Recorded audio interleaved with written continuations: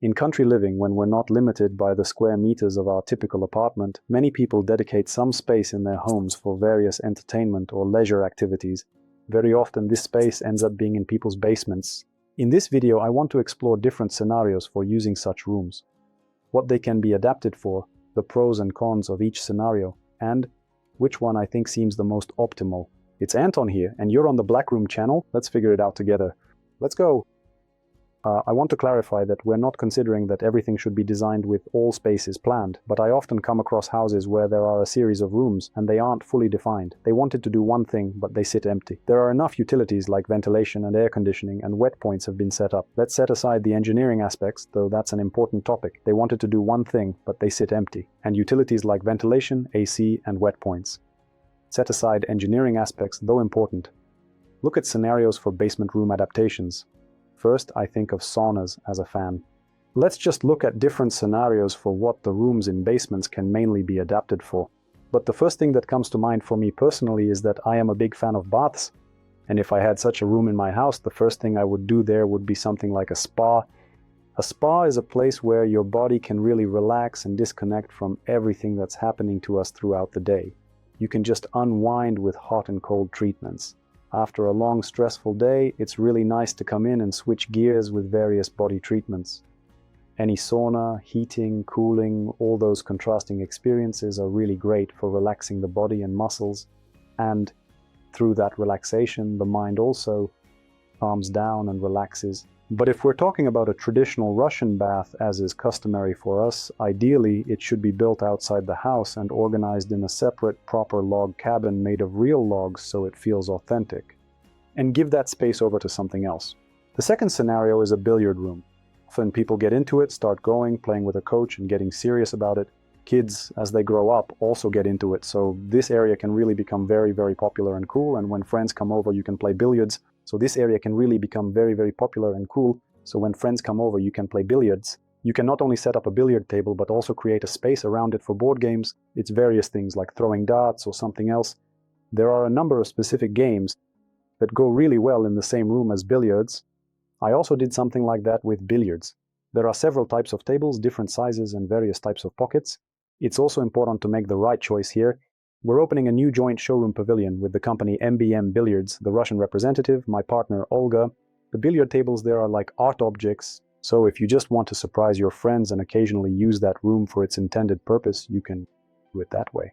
Put in an art object, which can also be used as a regular billiard table, but when guests come over they say, "Wow," instead of, "Oh, you have a billiard table too?"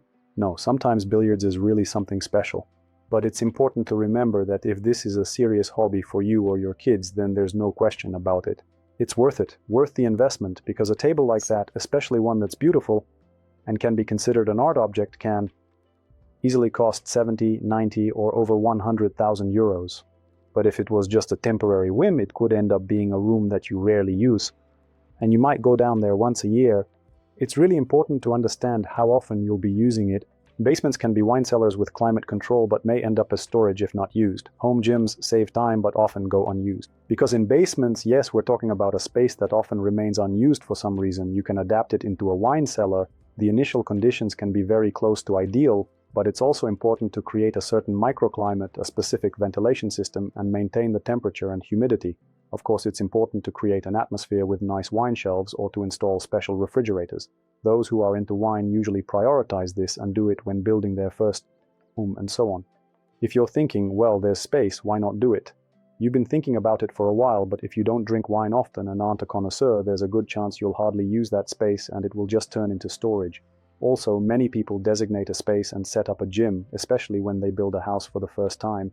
They think, well, now I definitely won't have to go to any gyms, waste time on the road, I'll have my own gym, and finally I'll start on the path to healthy eating and a healthy lifestyle. But very often, unfortunately, this doesn't happen because it's not just about how far the gym is. So the question is that you can really invest in it and then not use it, and all that equipment will gather dust and you'll just end up using that gym as a temporary storage for all sorts of junk. But very often, unfortunately, this does not happen because it has nothing to do with how far the gym is. So the question is that you can really invest in it and then not use it, and all that equipment will gather dust and you'll just end up using that gym as a temporary storage for all sorts of junk. I've seen this many times with my clients and friends. Right now, go ahead and like this video if you ever plan to start working out on a Monday but can't even remember the last time you were in the gym. There's also a scenario like a music studio. Many of us did something with music or singing when we were kids, and some still have guitars hanging around somewhere that they pick up once a month or even once a year to play a little. It seems like you could set up a music studio. You could set up a drum kit, put in some keyboards, amps, and cover everything with acoustic panels to make it more pleasant to jam in there. You could even set up a little recording booth for vocal recordings. But that's all an investment too. It's all about the design. To really jam on real drums, it's super important to soundproof that space.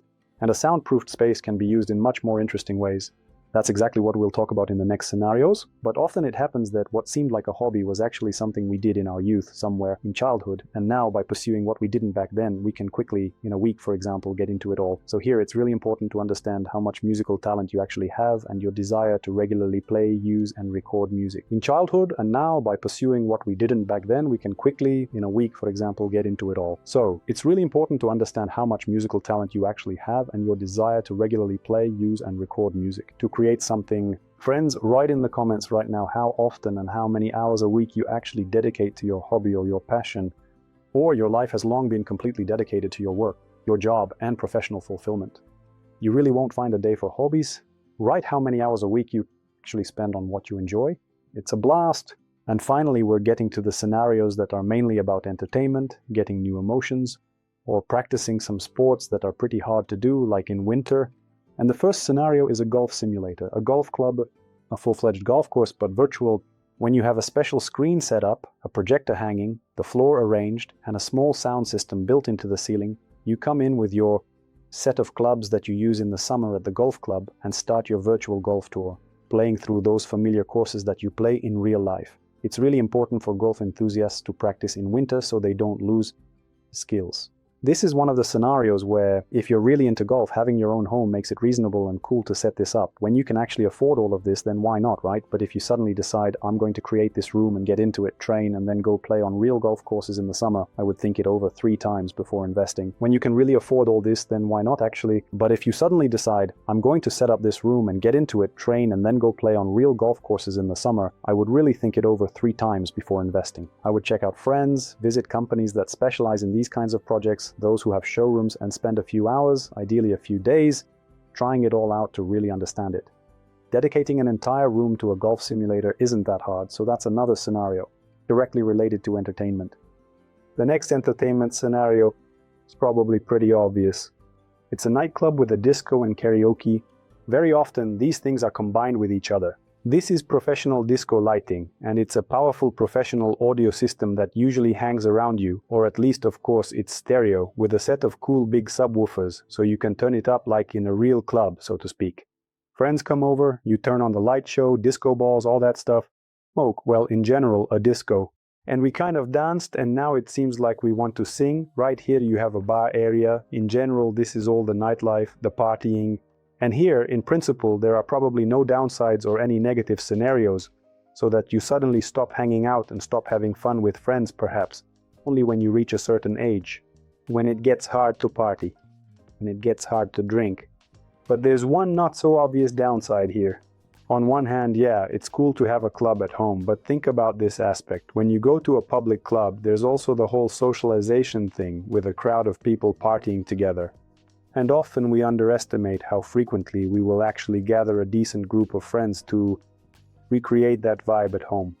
Maybe it won't happen that often, and you'll find yourself sitting there under the light show feeling a bit sad, realizing that, damn, it's just not the same, and you'll think, I should just go to a real club.